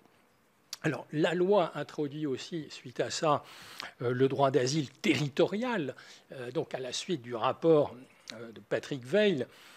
Et donc, on active une branche qui n'avait jamais été activée jusqu'ici dans le droit d'asile. C'est le droit d'asile régi par les lois nationales et qui met en œuvre un droit constitutionnel, celui du préambule de 1946. Donc, on rajoute un asile spécial qui est l'asile constitutionnel. Alors ensuite, on a une loi qui a été supprimée d'ailleurs, mais j'y reviendrai tout à l'heure. Ensuite, on a des lois. Alors des couches de lois, c'est très intéressant ce qui s'est passé dans le droit national. Bon, on a d'abord la création d'un statut du demandeur d'asile en amont de l'accès à la procédure, et donc on fait une différence de plus en plus nette entre l'accès au séjour et l'accès à la procédure. Et donc, alors, cette création d'un statut du demandeur d'asile en amont fait d'ailleurs suite à un arrêt d'Assemblée du Conseil d'État de 91, une décision de Koya et d'Akouri, qui reconnaît aux demandeurs d'asile un droit provisoire au séjour pendant la durée de la procédure de détermination du statut et jusqu'à ce qu'elle soit achevée. Et donc, on rentre à partir de ces années dans des cycles de modification permanente de l'ordonnance de 1945 sur le droit et le séjour des étrangers, modifiée en 80, en 81, en 84, en 86. Elle devient un enjeu politique et donc elle est modifiée extrêmement souvent, au plus tous les 2 ans. Et donc, cette production législative pose des tas de problèmes de compatibilité avec le droit international. Donc j'ai retenu 4 exemples pour vous montrer l'univers dans lequel nous sommes rentrés. Alors, par exemple, la loi de 2003 a de nouveau éclaté le contentieux de l'asile et des réfugiés entre la CNDA et la juridiction administrative de droit commun, les tribunaux administratifs. Alors, je vous donne 2-3 exemples. Il est interdit de rigoler. Les décisions de refus d'enregistrement des demandes d'asile par l'OFPRA pour tardivité, qui est un dépassement du délai de 3 semaines, relèvent des tribunaux administratifs. Il en va de même pour les décisions qui refusent un transfert de responsabilité ou de protection en France, car il faut préalablement passer par la case préfecture, donc ça va devant le tribunal administratif. Ou lorsque le demandeur d'asile relève d'un autre État membre de l'Union européenne, car dans cette hypothèse, l'OFPRA ne prend pas de décision, donc vous retombez également dans la case tribunal administratif. Il en va aussi de même pour les décisions de l'OFPRA qui clôturent un examen d'une demande d'asile ou refusent la rouverture de cet examen, puisque ce n'est pas une décision. Et la référence ayant été faite dans les 2 cas par la jurisprudence à l'intention du législateur, on va regarder dans les travaux préparatoires ce qu'il a voulu faire d'intelligent. Et on voit ici que donc cet empiètement croissant du législateur sur la compétence traditionnelle du pouvoir réglementaire en matière de procédures contentieuses et administratives aboutit à des solutions d'un byzantinisme excessif et un éclatement de plus en plus irrationnel et de moins en moins lisible entre juridictions spécialisées et juridictions de droit commun. Bon, 2e exemple. Les motifs de retrait du statut de réfugié sont limitativement énumérés à l'article 1er C de la Convention de Genève. C'était trop simple. La loi du 19 juillet 2015 a cru bon d'y ajouter 2 nouveaux cas de retrait, ceux dont on a parlé ce matin, à l'article 706 du CESEDA, devenu 511.7. Ces 2 motifs ayant été prévus comme une faculté, simplement, par la directive du 13 décembre 2011. Et donc on voit ici l'enchaînement pervers. Le droit européen dégrade la Convention de Genève en ajoutant des cas de retrait. Le Parlement français, qui ne cesse pas de se plaindre auprès du gouvernement de la surtransposition des directives européennes, saute sur l'occasion pour se dire « je vais ajouter des nouveaux cas ». Il veut envoyer un signal politique accru sur le contrôle des étrangers, des réfugiés dangereux pour l'ordre public. Et donc, il transpose ces directives qui déclenchent un contentieux dont la solution révèle les limites, puisque la CNDA a jugé par une série de décisions jugées entre 2017 et 2019 que la loi ne pouvait pas révoquer la qualité de réfugié, mais seulement mettre fin à la protection administrative de l'OFPRA. Donc il ne s'agit donc pas d'un nouveau cas de retrait, mais de la qualité de réfugié, mais d'une sorte de loi en trompe-l'œil qui fait croire qu'on va retirer la protection, alors qu'en réalité, on juge que ça n'a aucun effet. Donc fallait-il faire des lois qui n'ont aucun effet? Je vous laisse la réponse. Troisième exemple, c'est lorsqu'il a transposé la directive sur la protection subsidiaire, le législateur n'a pas non plus repris intégralement les motifs de retrait prévus par l'article 1er de la Convention de Genève. Ceci a débouché en 2018 sur une autre décision intéressante de la CNDA qui annule une décision de retrait prise par l'OFPRA alors que les législateurs n'avaient pas retenu le motif tiré du premièrement de l'article 1er. Il a repris tous les autres cas sauf le premier. Et donc, vous voyez bien que le droit d'asile est devenu partiellement illisible et incohérent du fait de cet entremêlement des sources et d'un législateur trop interventionniste dans une matière qui est normalement entièrement régie par une convention internationale et dans laquelle il devrait s'abstenir d'intervenir sous peine de créer des contradictions ou des incohérences. Autre exemple cette fois-ci, mais qui découle de la transposition obligatoire d'une directive européenne, mais qui n'a pas forcément fait ce qu'il y a de mieux, dans la loi de juillet 2015, c'est en matière de réouverture de dossiers, je vous lis cette citation, le législateur a posé comme nouvelle condition de recevabilité que l'Office procède sous le contrôle du juge de l'asile, à un examen préliminaire de recevabilité de cette demande en vue de déterminer si les faits ou éléments nouveaux présentés par l'intéressé augmentent de manière significative la probabilité qui justifie les conditions requises pour prétendre à une protection. Bon. Voilà donc un critère nouveau de recevabilité, très difficile à appliquer et impossible à contrôler par un juge de cassation. Et donc, là encore, le gouvernement et le Parlement, qui se plaignent sans cesse des délais de la procédure, n'arrêtent pas de rendre sa tâche plus difficile en imposant des obligations procédurales nouvelles qui ont une valeur ajoutée quasi nulle. Bon, donc, cherchez l'erreur. Bon, enfin, je terminerai, mais c'est une catastrophe pour le juriste qui le lit période après période. Le CESEDA est devenu, sous certains aspects, une machine à recopier ou à codifier la jurisprudence. Enfin, aujourd'hui, une bonne partie des articles se contentent de codifier. Bon. C'est aussi totalement incohérent parce que ça empêche ensuite le juge de l'affaire évoluer. Et donc, autrement dit, je crois qu'il faudrait revenir à quelque chose de plus raisonnable, de dire, mais écoutez, la Convention internationale a sa place, la loi a la sienne, mais évitons de faire des interférences, car plus on les multiplie, plus on rend le travail impossible. Alors, dans la catégorie des sources, il y a également les circulaires, donc je vais très vite, mais c'est par circulaire que l'on fait la nouvelle législation dans notre pays qui superpose à tout ça. Par exemple, l'asile territorial au Libanais en 1976, l'organisation du droit au travail par le Premier ministre en 1985, le sort des mineurs étrangers est d'abord isolé en 1994 par circulaire, les conditions d'attribution de l'asile territorial en 1998 par circulaire, l'émission des CADA circulaire de 2000. Donc voilà.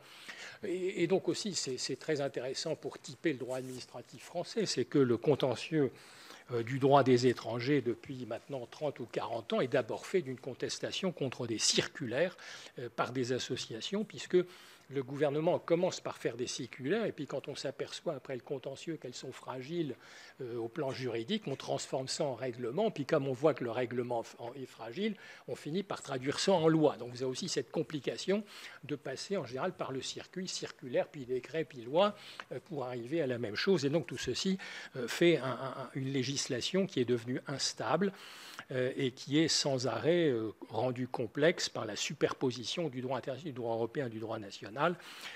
Et la législation française, maintenant, en matière de droit des étrangers, a une espérance de vie qui est tombée à 18 mois, qui est aussi le temps qu'il faut pour prendre les décrets d'application. Donc vous avez à peine pris les décrets d'application que vous devez recommencer à zéro parce qu'il y a une nouvelle génération. Et c'est rendu aussi plus compliqué par le droit européen parce que nous avons eu 3 vagues successives de droit européen. Et donc ce rythme est également accéléré parce qu'il faut aussi transposer régulièrement les nouvelles règles européennes. Mais on peut dire, heureusement, comme c'est bloqué depuis 2019, il n'y a pas eu de vague de transposition, mais il y en aura une qui pourrait bientôt arriver. Alors ensuite, le droit bon, premier point, ce droit qui devait être permanent est facilement accessible est devenu plus difficile d'accès. Donc là, quelques remarques très rapidement. Donc depuis les fermetures des frontières nationales qui ont été très bien rappelées, on a inventé une procédure de demande d'asile à la frontière par la loi, et on a commencé par inviter à refouler aux frontières ceux qui ne répondaient pas aux conditions des réfugiés avant de formaliser ce nouveau filtre. Alors ensuite, il y a l'Europe qui est intervenue en ayant cherché également à fermer ses frontières. Et donc on a mis en place de tout le système Schengen-Dublin, donc qui fait reporter la pression quantitative des demandes d'asile sur les pays marginaux aux frontières sud et est de l'Europe. Et là-dessus, les grands États centraux, France, Allemagne et Royaume-Uni, ont évidemment poussé en faveur de ce système. Donc premier grave dysfonctionnement sur la répartition des responsabilités entre les États. Alors ensuite, on a au stade de l'Europe, ce qui est également très regrettable, parce qu'il y a eu d'autres côtés positifs, mais on a 3 sommets de chefs d'État, que je rappelle, Luxembourg, Maastricht et Édimbourg, qui sont revenus sur les acquis du sommet de Tampere de 1999 et qui ont importé dans le droit de l'Union européenne des notions nouvelles dont le but est de restreindre l'accès au territoire commun et dont certaines sont contraires à la Convention de Genève. Je les rappelle, le pays tiers sûr de premier accueil, où il est possible de renvoyer un demandeur d'asile sans examiner sa demande, le pays d'origine sûr où il n'existe aucun risque sérieux de persécution, la notion de demande d'asile manifestement infondée et la notion de procédure accélérée pour traiter ces demandes. Et puis s'ajouteront plus tard dans des directives d'autres notions, comme par exemple celle d'asile interne, qui est fort heureusement très peu opposée en France. Alors, à l'occasion aussi de l'approbation du traité d'Amsterdam, l'Espagne a également réussi à imposer à tous les autres États membres le fameux protocole Aznar, qui interdit désormais à tout ressortissant d'un État membre de l'Union européenne de réclamer le statut de réfugié dans un autre État membre, puisque par définition, tous les États européens sont démocratiques pour l'éternité et qu'on n'a jamais rien à craindre en Europe du renouvellement d'événements tels qu'on les a connus entre les deux guerres et tels qu'il peut les effleurer à travers les résultats de certaines élections. Bon, donc voilà. Alors en tout cas, cette restriction des accès au territoire européen ont également eu un effet très pervers à long terme, qui est de créer autour de l'Europe ce qu'on a appelé l'émergence des pays de transit dans les années 80, où comme on a du mal à rentrer, on se stocke pendant quelques années dans les pays limitrophes pour essayer de pouvoir rentrer. Donc on a aussi une perturbation aux marges. Et puis enfin, je rappelle, parce que c'est toujours un sujet d'actualité, l'Europe a également exploré assez tôt la question de l'externalisation. Alors comme il n'y a jamais de surprise en histoire, ça a commencé avec une demande du Royaume-Uni dès les années 2003 et 2004, qui ont proposé qu'on externalise le traitement de la demande d'asile, comme avaient fait les Américains à l'égard des Kurdes lors de la guerre d'Irak, et donc de créer des centres de transit à l'extérieur des frontières européennes. Alors cette idée a été évidemment rejetée par la France, mais a été reprise par l'Allemagne et l'Italie, et des conversations ont été menées également avec la Libye en 2011, et également avec l'Ukraine et la Biélorussie pour ouvrir de tels centres sous l'égide de l'Union européenne. Donc avec 10 ans de recul, on ne peut manquer de s'interroger sur la pertinence d'une telle sélection. Donc entre droit provisoire et droit permanent, c'est aussi une réflexion intéressante. Alors la déclaration Union européenne-Turquie de mars 2016 s'inscrit dans cette tentation, et la Turquie étant d'ailleurs reconnue comme un pays tiers sûr, notamment par la Grèce, ce qui lui permet de refouler beaucoup de demandeurs qui viennent de Turquie. Donc vous voyez comment aussi cette notion trouve à s'appliquer et amène la Grèce, c'est curieux, à méconnaître également le droit européen, mais fort heureusement, comme elle bénéficie du concours d'une agence européenne, d'après certains rapports récents qui s'appellent Frontex, tout ça est couvert d'une certaine façon par les institutions européennes. Donc vous voyez à quel point l'introduction de ces notions a complètement perturbé le fonctionnement normal dans ce domaine. Alors, je terminerai ce point en disant que donc la question qui se suppose, pour avoir accès à un régime permanent, eh bien, il faut rouvrir des voies légales de migration, le regroupement familial, ça a été dit, les visas humanitaires, les corridors humanitaires, les bourses et les visas universitaires, les parrainages privés et communautaires, et puis également l'immigration de travail pour éviter les transferts d'un point à l'autre. Alors, je vous épargnerai, parce qu'il faut que j'accélère, on retrouve ça dans des procédures également. Non seulement le droit sur le fond, mais les procédures sont devenues beaucoup plus complexes et plus restrictives. Donc, on a inventé un parcours du demandeur d'asile qui est devenu d'une complexité inouïe, avec des stades qui passent par le filtre à la frontière, la demande dans les préfectures, la justification d'une résidence, la vérification de la compétence de la France, l'obtention d'une APS, etc. Donc, tout ça devient une procédure, un parcours du combattant, etc. Alors, je passe pour les procédures devant les juridictions administratives parce qu'il faut que j'accélère.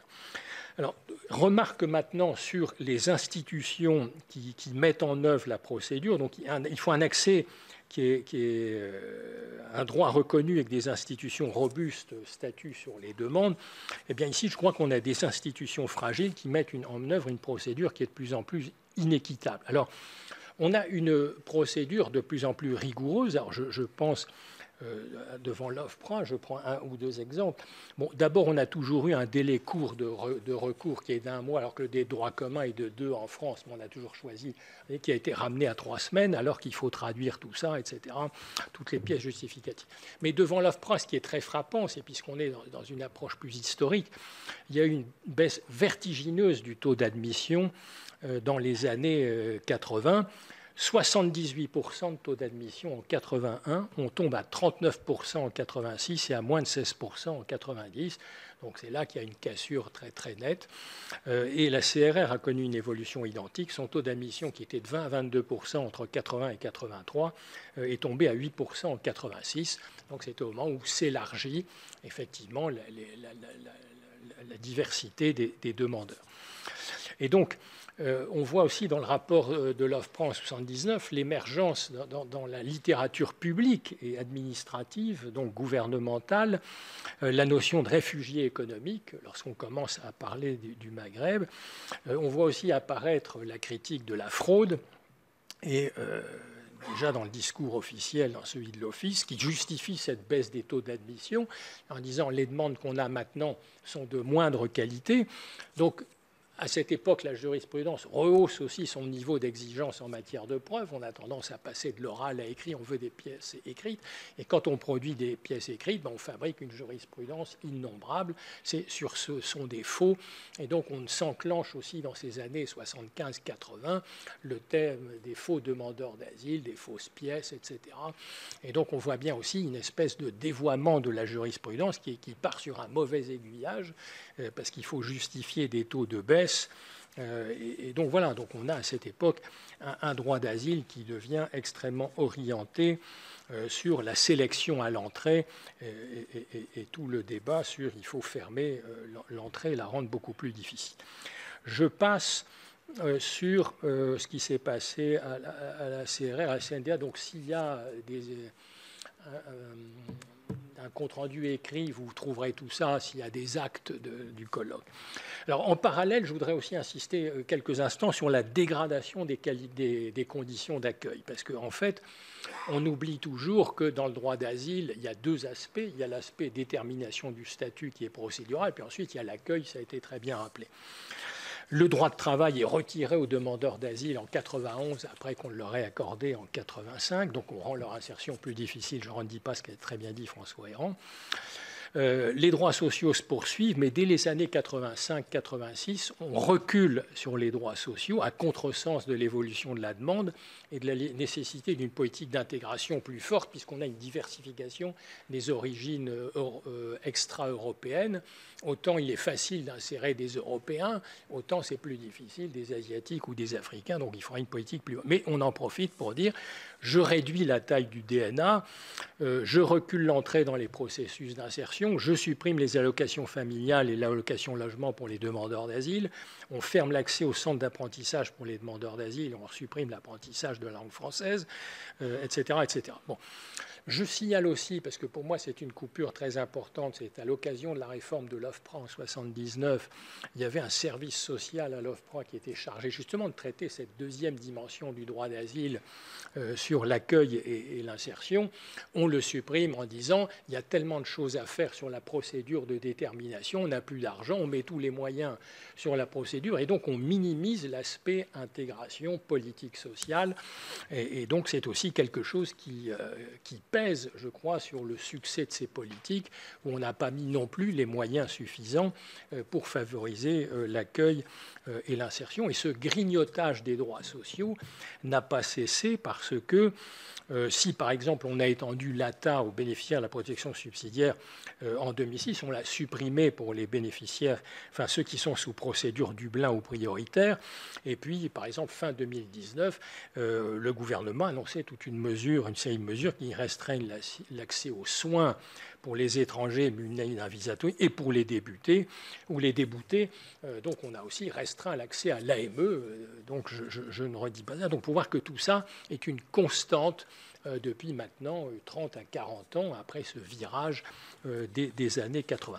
Et puis enfin, je rappelle que malgré les efforts considérables faits par le gouvernement pour étendre la taille du dispositif national d'accueil, il est toujours étendu trop tard et avec trop peu d'extension. Donc il est toujours en retard. Vous avez encore plein de gens qui logent dans des campements. On n'arrête pas d'en vider en région parisienne. On doit être à 57e ou 58e expulsion. Donc vous voyez qu'on a ces problèmes structurels en permanence depuis l'origine, parce qu'on a aussi un DNA qui reste délibérément sous-dimensionné. Alors, est-ce que, dernier aspect, on est en présence d'un droit qui est bien rendu effectif et dont l'application est bien vérifiée? Alors, sur ce point, je crois que l'Union européenne nous a apporté une notion très intéressante, puisqu'elle se raccroche à la Convention de Genève dans la Charte des droits fondamentaux. C'est le thème, si vous voulez, du fait que ce qui est important, c'est l'effectivité des droits. Et donc, il faut vérifier que ces droits sont bien effectifs, et pour ça, il faut des agents qui le font. Alors, là-dessus, moi, je vois une première limite à l'efficacité de notre système, mais qui est une difficulté qui ne fait que s'accroître, c'est que finalement notre procédure d'asile aboutit à fabriquer de manière massive des déboutés et des clandestins. Et donc quand on regarde en termes d'effectivité des droits, moi je me pose des questions, puisque je vois que le taux de reconduite de ceux à qui on a refusé le droit d'asile n'a jamais dépassé les 20% dans l'histoire de ce pays, malgré tous les efforts qui ont été mis en avant, et que d'autre part, la procédure étant longue, y compris les déboutés, beaucoup sont insérés dans le pays à force, et donc on ne reconduit plus personne. Alors comme également on a une convention européenne, et notamment la CEDH avec son article 3 qui interdit de renvoyer des tas de gens dans les pays où leur vie serait menacée, on a aussi du mal à renvoyer beaucoup de gens dans certains pays où la situation n'est pas formidable. Bon, donc ce qui fait que on a aussi un débat que je rappelle sur les centres de rétention administrative, où le taux moyen d'annulation est supérieur à 50%, soit par les JLD et soit par les tribunaux administratifs. Donc, ce qui confirme ce qu'on sait tous depuis très longtemps, que les préfets y mettent des personnes qui ne devraient jamais y aller. Mais néanmoins, on utilise les CRA pour préparer et le taux d'exécution est relativement faible. Donc, quand on voit ça, je me pose la question, on aboutit à un droit qui multiplie des situations de non-droit en réalité entre les déboutés et non résidents. Alors, certains gouvernements ont utilisé des régularisations, notamment collectives au début des années 80. Ça fait 30 ans qu'on refuse et en 97. Donc maintenant, cet outil n'est plus utilisé. Et donc, je crois aussi que ça traduit une sorte de préférence du droit pour le non-droit en réalité. On a officiellement un droit et en fait on a peur d'assumer le poids de régularisation. D'autres pays européens viennent de s'y mettre et je trouve que c'est un signal très important. Et dans notre pays, on préfère maintenir des gens en situation exploitable, dans du travail clandestin. Donc est-ce que c'est ça les qualités d'un droit permanent? Moi je n'en suis pas persuadé. Alors sur le rôle des juges, donc je n'y reviens pas, donc, sauf que je voudrais rendre hommage quelques lignes, mais il faut bientôt que je m'arrête notamment à l'œuvre de la CNDA et de la CRR avant, qui a élargi le champ des autorités à l'origine des persécutions dans les 70, ça a été redit, je n'y reviens pas. Le Conseil d'État également, qui a joué un rôle considérable dans les années 70-80 pour interpréter des articles fondamentaux de la Convention de Genève, inventer les principes généraux du droit, limiter les capacités d'extradition, etc. Bon, donc tout ça a été une œuvre formidable. Alors je conclurai en disant simplement sur ce point-là, j'ai un regret qui est qu'à l'occasion de sa transformation en juge de cassation, le Conseil d'État a instauré un filtre beaucoup plus important pour l'admission des recours devant lui. Ensuite, par une décision de section de 88, il a renoncé à exercer un contrôle de qualification juridique des faits, qui est pourtant le fond de l'exercice d'un juge en cassation. Et donc, ce qui fait que sa jurisprudence est devenue très peu importante en termes quantitatifs, puisqu'il juge une vingtaine d'affaires par an sur les 1000 qui lui sont présentées, et qu'elles sont concentrées sur les questions de régularité de procédure et sur l'article 1er F de la Convention de Genève sur les cas d'exclusion, qui sont parmi les cas les plus difficiles d'appliquer dans la Convention de Genève. Le débat de ce matin l'a confirmé. Donc voilà, alors on peut dire que ce n'est pas très grave parce que dans l'intervalle sont apparus les juges européens, dont je salue la présence ici, et qu'effectivement, depuis les années 90, c'est la Cour européenne des droits de l'homme et la CJUE qui ont pris le relais pour être les garants du respect du droit international de la Convention de Genève. Et le Conseil d'État ne joue plus qu'un rôle subsidiaire dans la matière.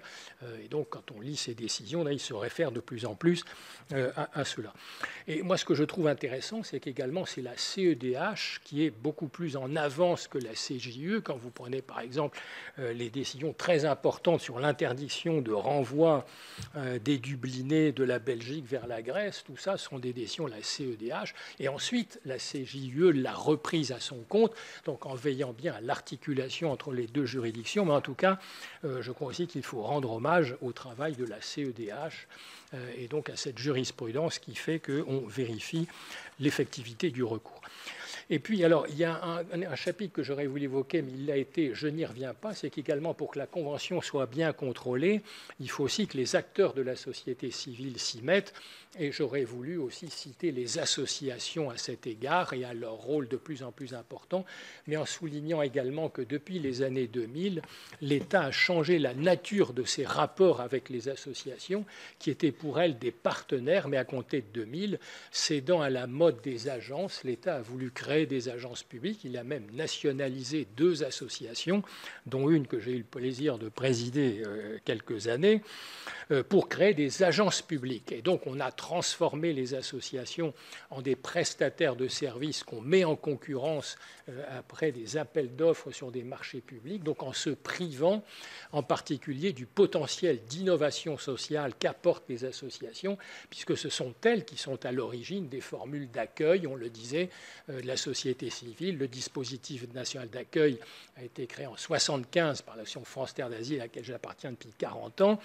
Donc on a inventé les CADA, on a inventé les CPH, tout ça, l'État l'a repris à son compte, mais les règles ont changé depuis l'an 2000. On dit les associations, c'est des exécutants, c'est nous qui décidons tout, et comme on veut une concurrence et baisser les prix, on vous demande d'être des bons prestataires de services, on appauvrit les prestations.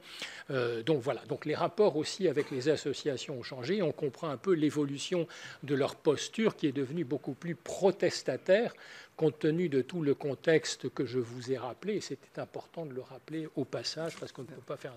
Je conclus. Donc pour dire que je voudrais simplement dire que derrière tout ça, droit permanent, bon, moi je crois aussi, mais j'aurais de finir sur cette conclusion de nature plus politique et stratégique, en disant... L'idée d'un droit d'asile permanent est probablement une chimère en Europe. Aujourd'hui, on ne peut pas y arriver, comme on voit ce qui se passe depuis 20 ans et que j'ai essayé de vous résumer. Alors, il faut se demander pour quelles raisons. Et je livre une hypothèse, c'est que je crois que ceci renvoie à l'absence d'autonomie stratégique et militaire de l'Union européenne. L'Europe était un continent qui vivait en paix, qui était entouré de pays qui vivaient en paix, mais les néoconservateurs américains ont réussi l'exploit depuis les années 90 de transformer l'entourage géographique de l'Europe en un champ de bataille, voire de ruines, en particulier en Moyen-Orient. Je ne parle pas ici de l'Afghanistan. Et il se trouve aussi que les Français et les Anglais ont eu la bonne idée de faire la même chose en Libye en 2012. Donc, par suivisme de la politique américaine, nous avons allumé des incendies dans tous les pays de la périphérie européenne, d'où les crises, d'où les flux de demandeurs d'asile qu'on essaie ensuite d'empêcher de rentrer. Bref, je crois que tant que nous serons des suivistes des politiques américaines, l'Europe ne pourra pas instaurer un droit d'asile permanent, autonome et être capable de l'appliquer. Donc ça supposerait également un pas en avant considérable sur ce domaine. Voilà. Et puis, s'agissant également du côté social et humanitaire, le droit d'asile renvoie, je crois, au modèle démocratique spécifique à l'Europe et aux droits fondamentaux qu'on entend promouvoir, mais les restrictions qu'elle a elle-même apportées au droit d'asile et que je viens de rappeler de manière très cursive constituent aussi, à mon sens, un des symptômes graves de l'effritement du modèle démocratique européen, qui est de plus en plus contesté par ailleurs au plan international. Et donc, dans ce contexte qui n'est pas très encourageant, je crois qu'il faut tenir bon pour que le droit d'asile conserve les caractéristiques que j'ai associées à un droit permanent. Et je souhaite donc à la CNDA d'y contribuer au cours des 70 prochaines années, comme elle l'a si bien fait jusqu'à présent. Merci pour ce...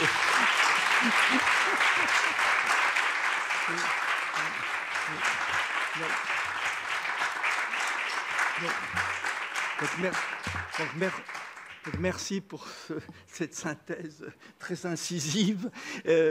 Bon, on pourrait discuter certains points, par exemple sur le contrôle de la qualification juridique des faits. Oui, comme je vous l'ai dit, l'arrêt Moradi donc, du Conseil d'État du 9 juillet 2021 l'a renforcé sur 2 points, à la fois sur la composition de la formation de jugement, mais aussi sur le contrôle du niveau de violence de la PS3. Mais avant, il y avait eu sur en fait d'autres sur l'exclusion. Enfin, en réalité, il y a eu des points où le cran s'est relevé, s'agissant de qualification juridique. Mais bon, c'est sans doute pas l'essentiel de votre. Donc, en réalité, on a commencé à 14h. Presque 15, oui, bon. Donc on est vraiment à la limite de notre temps, mais s'il y avait une question ou une intervention significative, pourquoi pas, mais c'est tout.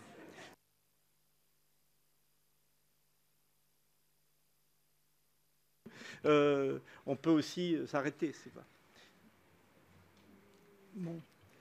Bon, alors.